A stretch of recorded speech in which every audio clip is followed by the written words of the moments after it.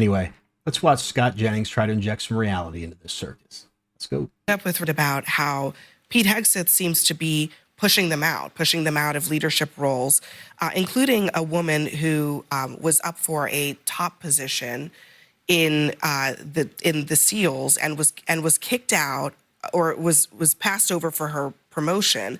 And they're wondering whether this is because Hegseth has said that he doesn't want women in combat roles. So since 2016, the combat standards for men and women have been the exact same. The physical readiness tests are not any different. To enter into the Army, you have to have a specific amount of time that you run for your mile, but combat readiness is the same. And yet he had this huge production that had to have been in front of all the generals and all the people to make this crazy announcement. So it's difficult for me to believe that he has good intentions when he's making false claims like that. At Quantico, you mean? At Quantico. Yeah.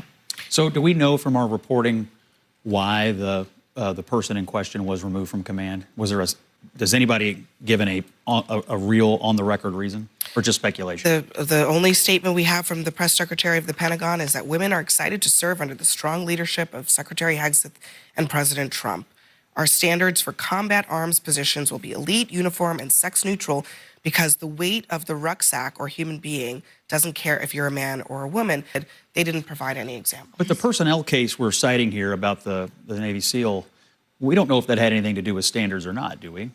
Well, as far as we know, she met all the standards. Right, that's what I'm saying. And so we actually, it may have nothing to do with that. It could have, and here's the thing, we don't know. It could be they were not in alignment on the direction of, orders that were being given. It could have been he has a different preference.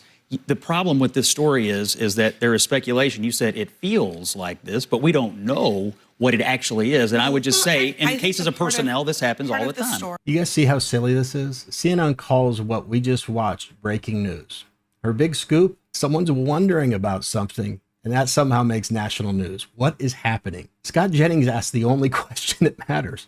Do we even know why the woman was removed from command? And Abby's response tells you everything. She pivots onto a lecture about equal standards. The translation? No, we don't. It could have been performance, behavior, anything. And Abby's filling space to hide it. That's why Scott's smirking. He knows it's a complete non-story. In my personal opinion, I think Hollywood has conditioned me and possibly you to believe every female soldier can flatten a man twice her size with one punch. But in the real world, when you're wounded, trapped, or under attack, you are praying that the person dragging you to safety has the physical strength to do it. If you're a 200-pound man and a 130-pound woman runs in to pull you from a burning vehicle, you're thinking, well, it's been a good run. That's not sexism, it's physics. And CNN pretending otherwise doesn't make anyone safer. But what do you guys think? Should Trump keep taking out these cartel drug boats? Or is CNN right that we should worry about these innocent people just out for a boat ride?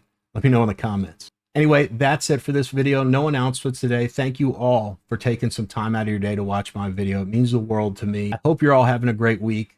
I'll see you guys tomorrow. And make sure to click that next video before it goes away. Click it. It's not going to be there in a second, dude.